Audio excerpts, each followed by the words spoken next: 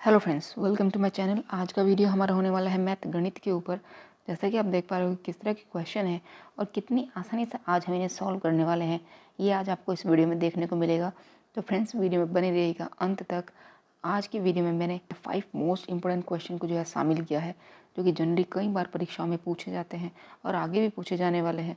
तो friends, video में बने रहिएगा अंत तक, आपको हर चीज़ क्लियर बेसिक तरीके से समझ में आने वाली है। तो फ्रेंड्स, चलो शुरू करते हैं वीडियो को और चलते हैं अपने पहले क्वेश्चन की तरफ। पहला क्वेश्चन है, दो संख्याएं हैं 1:2 के अनुपात में है। जब प्रत्येक में 4 जोड़ा जाता है तो अनुपात जो है 2:3 होगा। संख्याएं क्या होंगी, ये हमें बताना है। इस तरह के क्वेश्चन को हम चाहे दो तरीके से कर सकते हैं। पहला तो ऑप्शन के थ्रू, दूसरा जनरल तरीके से हम जो है कर सकते हैं। पहला हम ऑप्शन के थ्रू इसको देख लेते हैं। देखो क्या करें, दो संख्याएं 1:2 के अनुपात में है। देखो कौन सी संख्या है हमारे पास यहाँ पे 1:2 के अनुपात में निकलेगी, वो हमें देख लेना है। पहले ऑप्शन से देखें तो यहाँ पे है हमारे पास 9 और यहाँ पे है 12। ठीक है, अनुपात कर लेते हैं 3 3 3 चौक 12। ठीक है, तो यहाँ पे 3 और 4 का अनुपात आता है, ना कि 1 और 2 का, तो ये भी हमारा नहीं है। 6 और 8 से बात कर लेते हैं। हाँ जी, 2 से काट लेंगे, 2 तिया 6, 2 चौक 8, 3:4 के अनुपात में है, तो ये भी हमारा 1:2 के अनुपात में नहीं आ रहा है। हाँ जी, 4 और 8 की बात करें, दो संख्याएं हैं, अनुपात हो जाना चाहिए 1 और 1:2।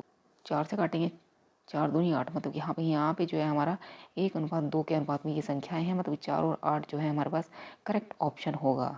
ठीक है, अगर आप इस तरह से नहीं किसी की समझ में आ रहा है तो आप जो है इसको जनरल तरीके से भी आप इसको समझ सकते हैं। देखो क्या कह रहा है, दो संख्याएं हैं 1:2 के अनुपात में। हम मान लेते हैं पहली संख्या क्या होगी, x होगी 1 × x, मतलब कि हम जब अनुपात से अलग करते हैं तो x जरूर लगाते हैं, कॉन्स्टेंट जरूर लगाते हैं, और दूसरी क्या होगी 2 × x। ठीक है, क्या करें, प्रत्येक में 4 जोड़ना है तो अनुपात क्या करना है, 2:3 हो जाना चाहिए। बस क्या है, जब हम संख्या अलग कर रहे हैं तो 4 जोड़ रहे हैं, अनुपात करना है हमें 2:3 कर देना है, 2:3 हो जाना चाहिए। ठीक है, तो यहाँ पे है x और नीचे क्या है हमारे पास 2x, दोनों है जोड़ना है 4, इधर भी 4। ठीक है, 2:3 हो जाना चाहिए। बस करना है यहाँ पे इसको सोल्व, x की वैल्यू को फाइंड करना है। जैसे हमें x पता चलेगा, संख्याएं क्या होंगी 1:2 ये जो है हमारे पास, इसमें हम मल्टीप्लाई करके वैल्यू को निकाल सकते हैं। तो यहाँ से हम कर लेते हैं इसको सोल्व, ये हो जाएगा। हाँ जी, जब हम इसकी गुना करेंगे और इसकी गुना करेंगे तो दो जगह में जो है 4 मिलता है। ठीक है, तो 3 - 1 हम डायरेक्टली कर सकते हैं, 3 - 2 जो कि बनेगा 1, 1 × 4। ठीक है, तो इसकी वैल्यू को और इसकी वैल्यू को आप जो है डायरेक्टली हम यहाँ पे से जो है 4 लिख सकते हैं गुणा करके। ठीक है, अब देखो या तो आप पूरा भी सोल्व कर सकते हो, वो आपकी चॉइस है। तो यहाँ से बनेगा हमारे पास 3x + के 12 = हाँ जी 4x + 8। ये x जो है इधर चला जाएगा, x = हाँ जी यहाँ से निकलता है हमारा 4। अब बस इस 4 की जो है आपको गुणा कर देनी है 1 × 2 में। ठीक है, इसी के साथ हमने x जोड़ा था, मतलब कि हमारे पास संख्याएं क्या थी, 1 × x थी और 2 × x थी। तो संख्याएं निकलेंगी हमारे पास 4 × x 4 और दूसरी क्या निकलेगी 4 दूनी 8, मतलब कि 4 और 8 हमारे पास यहाँ पे संख्याएं निकलेगी। तो इस तरह से आप जो है ऑप्शन सी को निकाल सकते हैं, जो कि जनरल मेथड है और काफ़ी लेंथी है। ऑप्शन एग्जामिन के पर्पज़ से आप जो है इसको ऑप्शन के थ्रू करिए, जितना शॉर्ट आप करेंगे उतना ज़्यादा बेटर है। चलते हैं नेक्स्ट क्वेश्चन की तरफ। अब नेक्स्ट से पहली 25 संख्याओं का औसत 10 है, अगली 25 संख्याओं का औसत जो है 12 है, 50 संख्याओं का औसत क्या होगा, ये हमें फाइंड करना है। देखो औसत वाले क्वेश्चन को आपको सॉल्व करने से पहले आपको मैं एक बात बता देना चाहती हूँ। अगर आप इसको शॉर्ट तरीके से करना चाहते हैं, देखो 25 संख्याएं हैं, इन 25 को हम क्या मान लेते हैं, ठीक है, हम कोई मतलब एक ग्रुप मानते हैं जो कि है हमारे पास ए। दूसरी 25 संख्याएं हैं उनको मान लेते हैं, मतलब बी मान लेते हैं। ठीक है, ये एक अलग ग्रुप है, ये अलग है। फिर कह रहा है इनका जो औसत है वो 10 है, इनका औसत वो क्या कह रहा है 12 है।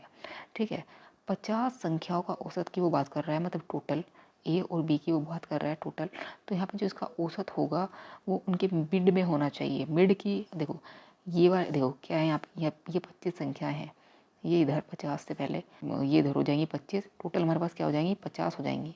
ठीक है, इनका औसत वो कह रहा है 10, इनका कह रहा है 11, सॉरी इनका कह रहा है 12, और वो कह रहा है 50 की बात कर रहा है। इसको हम मान रहे हैं एक ग्रुप है और इसे दूसरा ग्रुप मान रहे हैं।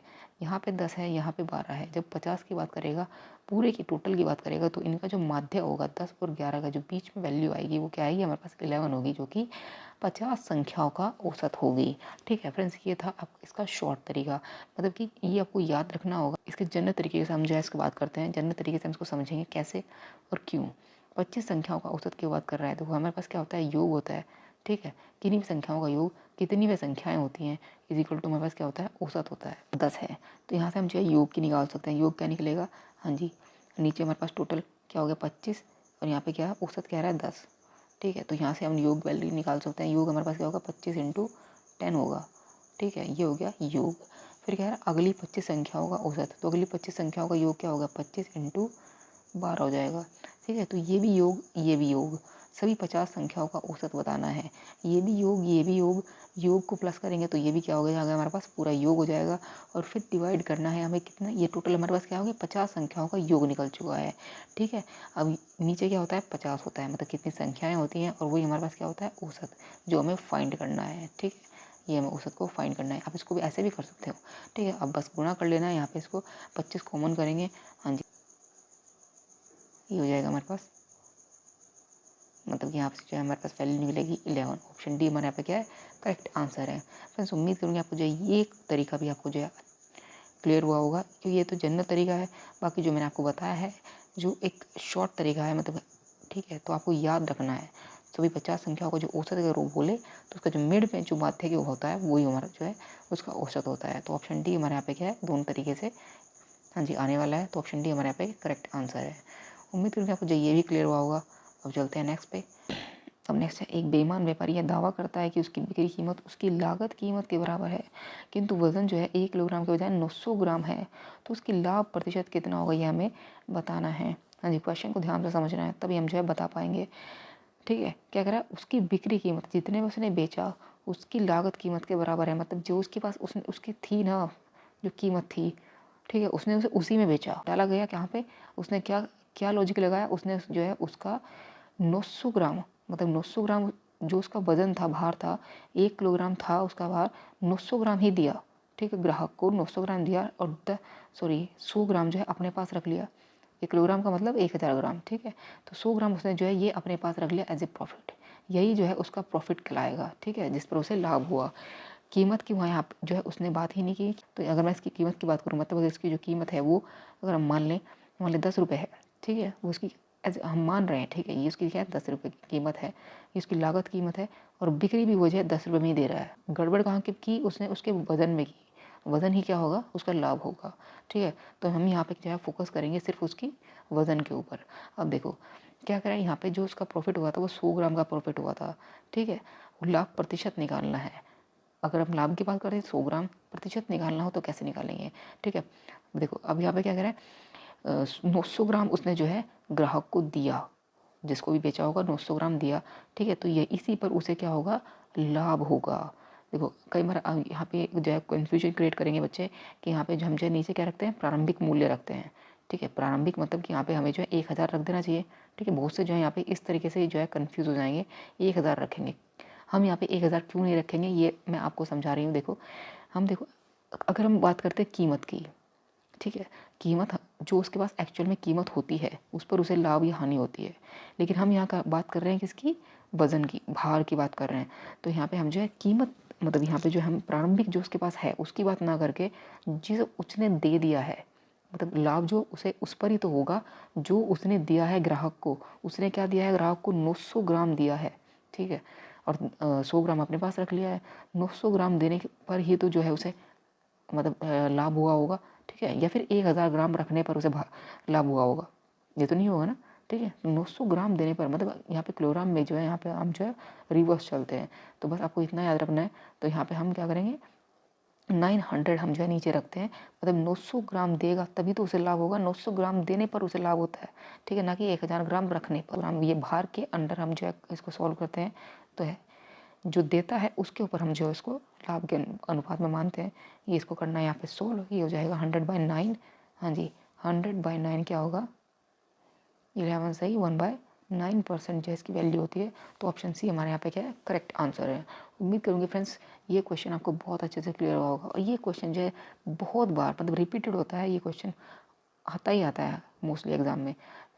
उम्मीद करूँगी आपको जो है क्वेश्चन बहुत अच्छे से जो है क्लियर हुआ होगा। चलते हैं नेक्स्ट क्वेश्चन की तरफ। अब नेक्स्ट है, एक निश्चित दूरी है एक निश्चित समय पर पूरी की जाती है, यदि इसकी आधी दूरी दूनी समय में पूरी की जाए तो दो गतियों का अनुपात क्या होगा ये हमें बताना है। हाँ जी, क्या कह रहा है निश्चित दूरी मतलब डी, निश्चित समय मतलब कि यहाँ पर टाइम। ठीक है, यहाँ पे हम क्या निकालें, अगर उसकी चाल निकालें एस, तो एस हमारे पास क्या होता है d/t होता है, ठीक है, दूरी बटे समय, ये होती है उसकी चाल। ये पहले केस के अंदर, ठीक है। दूसरी बार वो कह रहा है आधी दूरी दुगने समय में, आधी दूरी दूरी हम करते हैं d/2, फिर कह रहा है दुगना समय 2t, तो यहाँ पे हम जो उसकी निकालेंगे चाल, अगर हम s की बात करें s2, तो चाल क्या निकलेगी d/2 डिवाइडेड बाई 2t, मतलब यहाँ पे से हम निकाल सकते हैं d/, ये 2 से 2 जो है नीचे चला जाएगा, तो ये हो जाएगा d/4t, ठीक है। दूसरे केस में ये निकली, पहले केस में थी कि हमारे पास d/t, दूसरे केस में क्या निकली d/4t, ठीक है। करना है इनका अनुपात, बस कर देंगे अनुपात, ये इससे जो है कट जाएगा, तो 1:1/4, मतलब कि 4:1 हमारे यहाँ पे जो है निकलता है। तो ऑप्शन डी हमारे यहाँ पे क्या है करेक्ट आंसर है। उम्मीद करूँगी फ्रेंड्स आपको ये क्वेश्चन भी बहुत अच्छे से क्लियर हुआ होगा। चलते हैं नेक्स्ट क्वेश्चन की तरफ। अब नेक्स्ट है अल्फा प्लस बीटा दिया है 90 डिग्री, अल्फा अनुपात में बीटा दिया हुआ है 2:1 और 10 अल्फा रेशो 10 बीटा का मान हमें बताना है। हाँ जी, यहाँ से देखो अल्फा है और बीटा है, अनुपात में दिया हुआ है 2:1। अगर मैं अनुपात से वैल्यू को अलग करते हैं तो कैसे करते हैं? हाँ जी, एक कांस्टेंट लगाते हैं, मतलब कि हम यह करते हैं, एक अल्फा की वैल्यू क्या होगी ये, बीटा की वैल्यू क्या होगी, हाँ जी ये, ठीक है।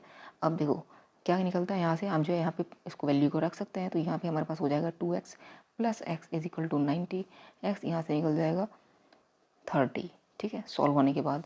तो एक्स की वैल्यू यहाँ पे 30 निकलती है, अल्फा की वैल्यू हम जो है यहाँ पे फिर रखेंगे, तो अल्फा और बीटा की वैल्यू हम निकाल सकते हैं। तो अल्फा यहाँ पे हो जाएगा 3 × 2 बीटा इक्वल टू 30, ठीक है। तो यहाँ से निकाल सकते हैं 60 और ये होगा 30, ठीक है। बस इसकी वैल्यू को यहाँ पे रख देना है आपको, 10 अल्फा 10 60 प्लस सॉरी ये होगा हमारे पास 1060 रेशो 10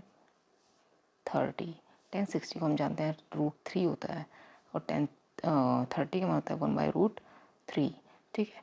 अब देखो यहाँ से हम क्या करना है, √3 से करेंगे मल्टीप्लाई दोनों साइड, ये हो जाएगा 3 रेशो, हाँ जी अंदर जाएगा तो 1 बचेगा, मतलब √3 को हम जो है अगर हम सॉल्व करें तो यहाँ से 3:1 की फॉर्मेट में यहाँ पे जो हमारा निकलता है, तो 3:1, हाँ जी ऑप्शन डी हमारे यहाँ पे क्या करेक्ट आंसर है।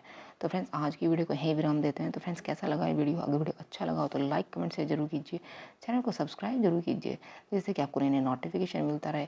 तो फ्रेंड्स आज की वीडियो में बस इतना ही, कल फिर मिलते हैं एक नई वीडियो में, तब तक के लिए जय श्री राम।